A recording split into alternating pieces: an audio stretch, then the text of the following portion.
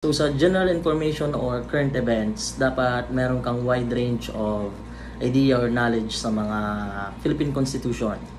Okay? At sa mga current events, kung ano yung mga nangyayari sa ating bansa or internationally.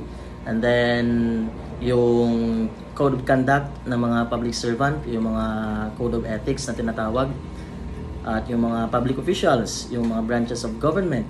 So dapat meron kang wide range of knowledge about dito kasi ito ay pwedeng lumabas sa kategorya or sa part ng general information or yung current events.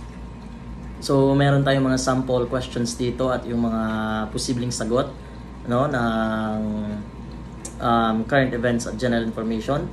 So pwede kayong mag-search sa mga reviewers or sa mga websites na reliable, and then you can have a mock test para magkaroon kayo ng wide variety ng information about this category.